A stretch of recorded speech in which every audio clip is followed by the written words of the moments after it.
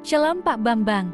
Saya mau izin bertanya, Kejadian 1 ayat 26, Trinitas atau sidang ilahi, mohon pencerahannya. Juga berkaitan dengan pertanyaan yang pertama tentang kitab Kejadian pasal 1 ayat 26, 27. Nah, tapi kalau saya begini ya saudara-saudara, orang Yahudi itu sudah memperdebatkan ini sejak era gereja purba. Saudara bisa membaca tulisannya perdebatan antara Justinus Martir, Justinus Shahid, itu seorang apologet gereja yang dia itu berasal dari Nikopolis, sekarang Nablus, hanya berjarak 30 km dari Bethlehem.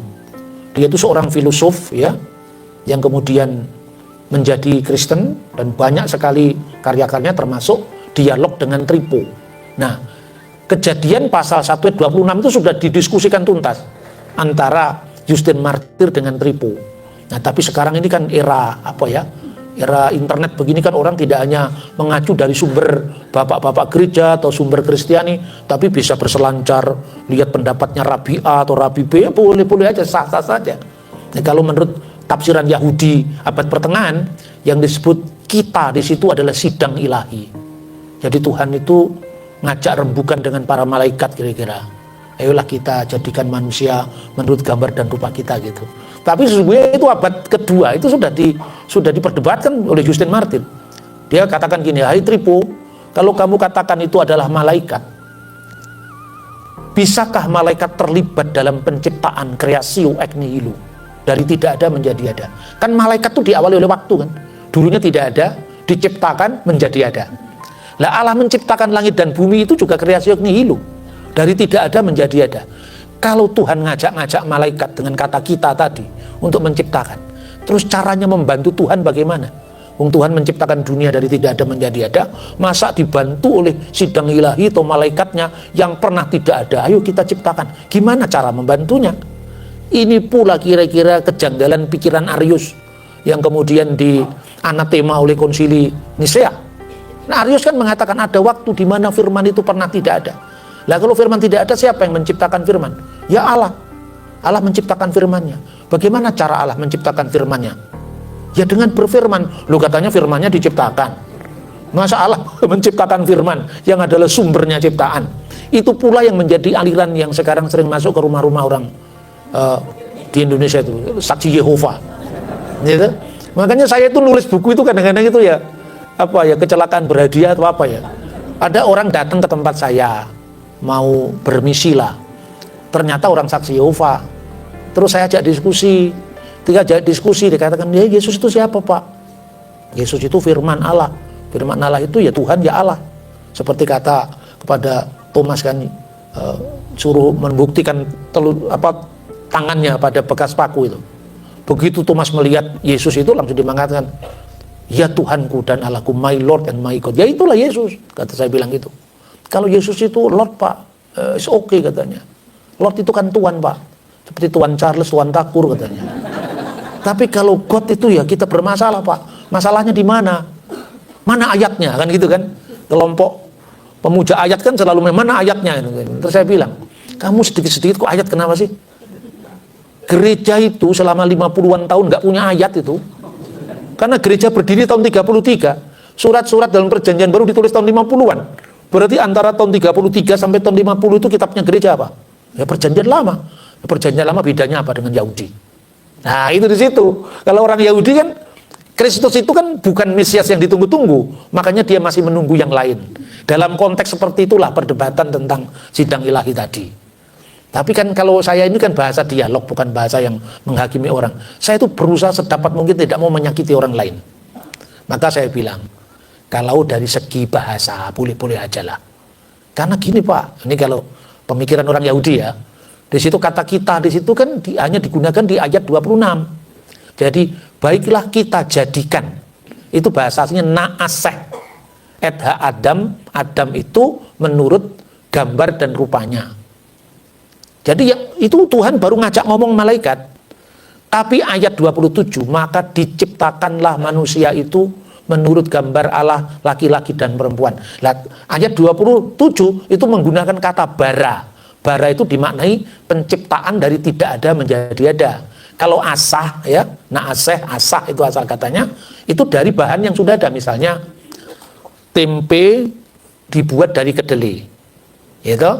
Dari kayu dibuat jadi meja, itu dibuat, dijadikan, tidak diciptakan. Tidak seorang pun di dunia ini yang bisa ngecat Lombok jadi merah. Tidak ada kan? Hanya Tuhan yang bisa ngecat Lombok jadi merah. Artinya apa? Itu penciptaan. Ayat 27 ini jelas, Allah lah yang menjadi subjek. Jadi malaikat tidak diajak mencipta. Oke. Kalau dari sudut bahasa boleh-boleh saja. Ini cara bahasa, gaya komunikasi orang Jawa ini. Jadi benar Pak, secara gramatikal benar saya bilang. Sama benernya. Gak ada yang salah sama benernya. Tapi coba renungkan lebih dalam. Kalau filsafat kan redik gitu katanya Romo Andre itu. Jadi kebenaran radikal itu harus seakar-akarnya. Itu kamu andaikan ketika manusia belum ada, malaikatnya diciptakan lebih dulu. Maka dalam kitab Ayub itu bintang-bintang fajar bersorak-sorai, itu kan malaikat.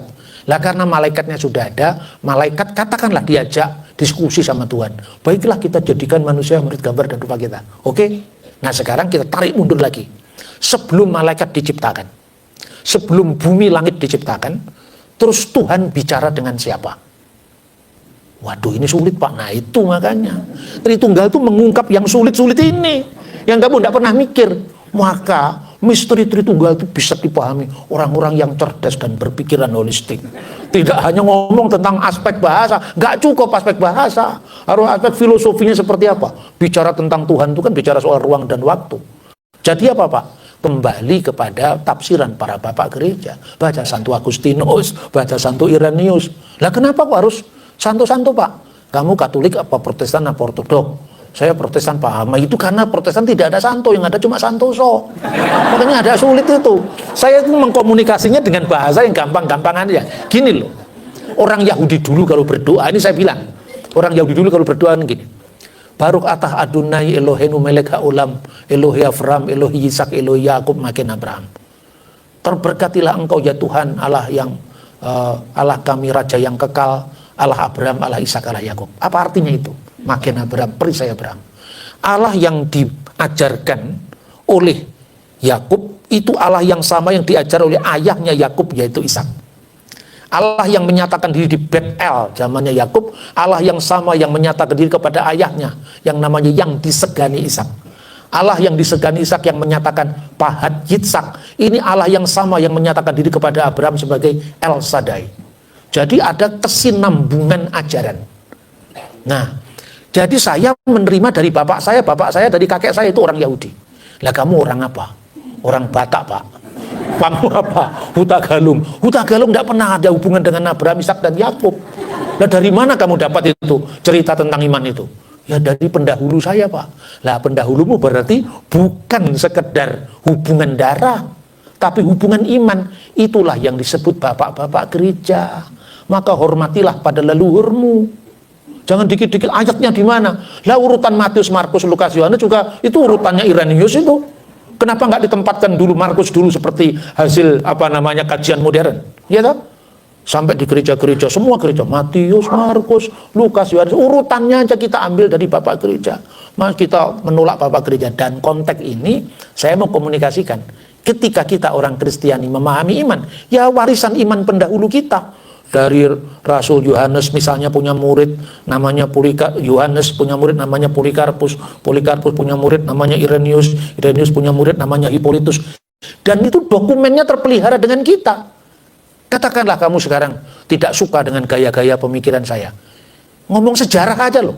Kalau kamu tahu Diponegoro, lebih suka makan rawon atau gudeg, lebih penting Sentot Prawirodirjo ketimbang saya dan Romo Atmo. Kita tidak pernah makan sama Pangeran Diponegoro. Bener gak? Tapi Sentot Prawirodirjo makan sama Pangeran Diponegoro. Ini yang namanya Irenaeus pernah diajar oleh Polikarpus. Polikarpus pernah duduk di bawah kakinya Yohanes.